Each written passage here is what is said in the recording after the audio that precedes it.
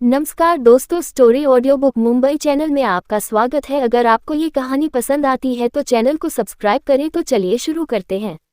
अब तक आप लोगों ने सुना कि अंडस को अनाया को पता चलता है कि जो लोग हर्षवर्धन को मारने आए थे वो हर्षवर्धन को नहीं जानते और वह गुंडा भी डर से कांपने लगा था। अनाया उस गुंडे को देखकर बोली, तुम सच में बेकार इंसान हो। तुम्हें ये तक नहीं पता कि तुम मुंह उठाकर किसे मारने आ गए हो। अब बताओ इस जहाज में और क्या है। तो वह आदमी डर से कांपते हुए बोला, मैडम मुझे नहीं पता यहाँ पर और क्या है। हमें जहाज के सबसे आखिरी हिस्से में जाने की इजाज़त नहीं है। हमें बस यही कहा गया था कि तुम लोग जहाज के ऊपरी हिस्से में ही रहोगे और हम वहीं पर रहते आए हैं। लेकिन उन लोगों ने इस जहाज पर कई सारे बक्से रखे हैं। उस पर क्या है मनवा हमें नहीं पता। जब हमने पूछा था तब उन लोगों ने कहा था कि जरूरत पड़ने पर ये तुम्हारी मदद करेगा दुश्मन से निपटने में। ये सुनकर अनाया हंसते हुए उस आदमी का मजाक उड़ाते हुए बोली, तुम लोग सच में गैंगस्टर के नाम पर धब्बा हो।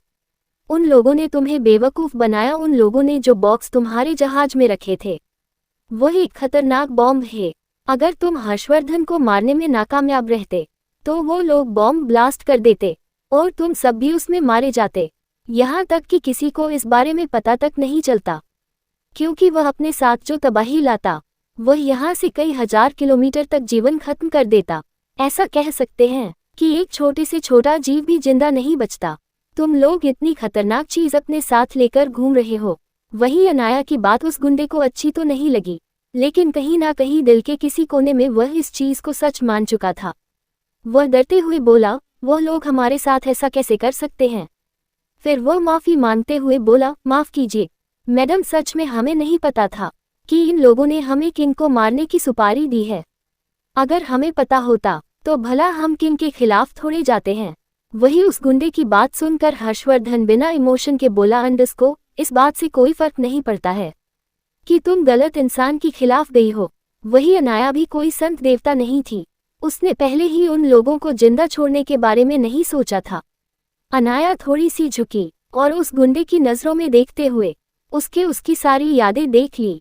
वह कोई रिस्क नहीं लेना चाहती थी, इसलिए उसने यादें पढ़ने के बाद जॉर्डन से कहा, इसे निपटा दो।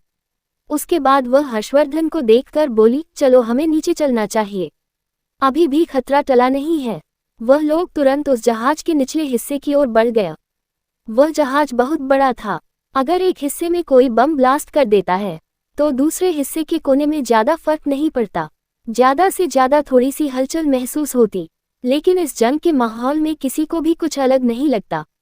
इसीलिए अनाया अपने गार्ड्स के साथ तुरंत नीचे चली गई। अनाया ने पहले ही अपने रोबोट की मदद से ज्यादातर रास्ते खाली कर दिए थे, इसीलिए उन्होंने रास्ते में किसी भी इंसान से लड़ाई नहीं की। वहां पर पहले ही लोग मरे पड़े थे। ये देखकर हर्षवर्धन अनाया की ओर देखकर बोला, बीवी यह सब कुछ तुमने किया है। तो अनाया गहरी सांस लेकर हर्षवर्धन का हाथ कसकर पड़ते हुए बोली, क्या करूं मिस्टर हस्बैंड, आपने ही कहा था ज्यादा रिस्क नहीं होना चाहिए वरना आप मुझसे नाराज हो जाएंगे।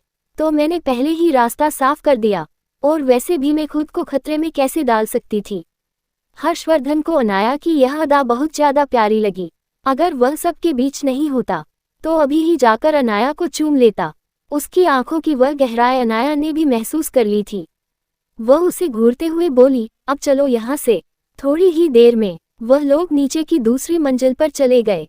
रास्ते में उन्होंने जो भी चीज देखी थी वहां पर हर तरफ हथियार ही पड़े थे और कुछ बॉक्स थे, उससे ज्यादा कुछ नहीं था।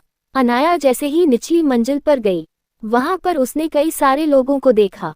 वह लोग जिंदा थे। वही किसी अनजान इंसान को ऐसे नीचे आता हुआ देखकर वह लोग डर गए।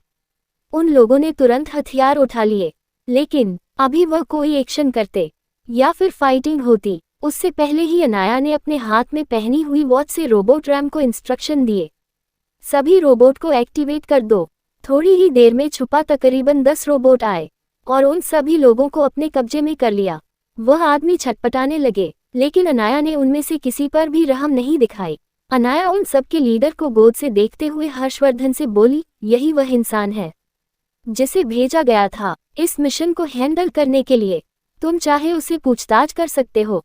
हर्षवर्धन आगे बढ़ा और एक नज़र उस आदमी को घूरते हुए बोला, तुम शाकाल के राइट हैंड हो। मैं पहले भी तुम्हें देख चुका हूँ। वह आदमी जोर जोर से हंसते हुए बोला, हाँ मैं वही हूँ। तो इसमें क्या बड़ी बात है? मेरा बॉस तुम्हें जिंदा नहीं देखना चाहता, और तुम जिंदा रहोगे भी नहीं। इतना बोलकर वह अपने वॉइस कमांड से वहां पड़े हुए बम को एक्टिवेट कर देता है। फिर जोर जोर से हंसते हुए बोला, अंडस्को, मैं तुम्हें कोई भी मौका नहीं दूंगा यहाँ से जिंद जाने का। मैं तुम्हारी तरह बेवकूफ नहीं हूँ। आप चाहे तो मुझे मार दो। उसकी इतनी बेवकूफ़ी देखकर अनाया को उसे 2 थप्पड़ मारने का मन कर रहा था।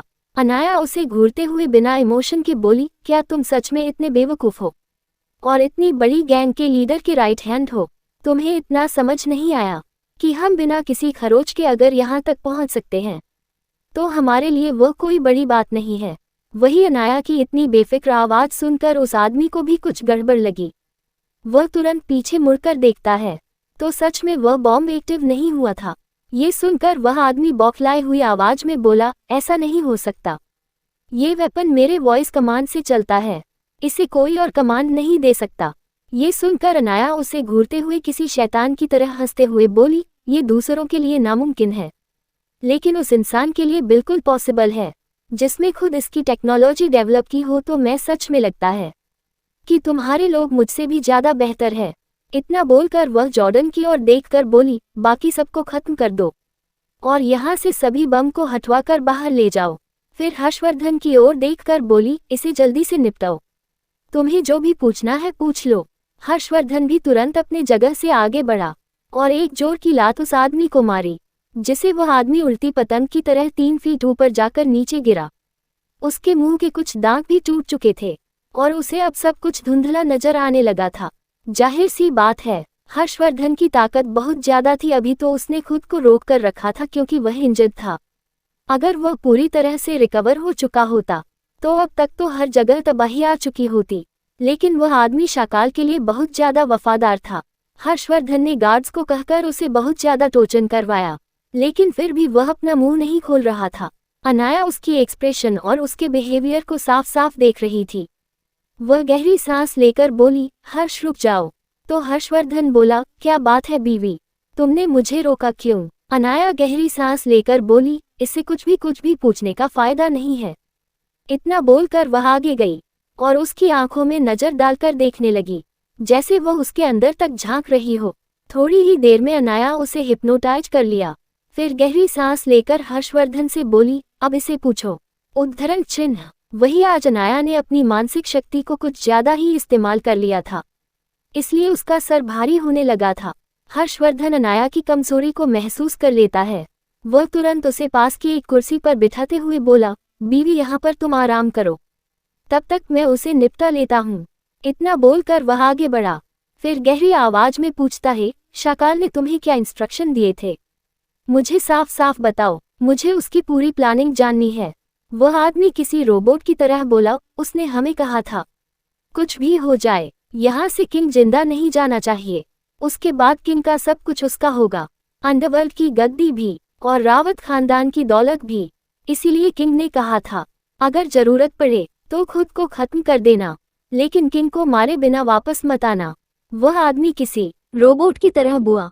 उसने पहले ही किंग के कई सारे ठिकाने पर कब्जा करने के लिए कुछ लोगों को भेज दिया था, ताकि किंग के लोग किंग को बचाने के लिए यहाँ ना आए और हमारे लोग किंग को आराम से मार सके। लेकिन हम अपने ज्यादा लोगों को खोना नहीं चाहते थे, इसलिए शाकाल बॉस ने किसी दूसरी गैंग को ये काम सौंप दिया ताकि गैंग के ज्यादा लोग मरे नहीं, क्योंकि उसको पता था कि किंग के कई सारे खुफिया गार्ड्स होंगे जिसे उनको बाद में निपटना होगा, और वो काम बस कुछ खास लोग हो कर सकते थे।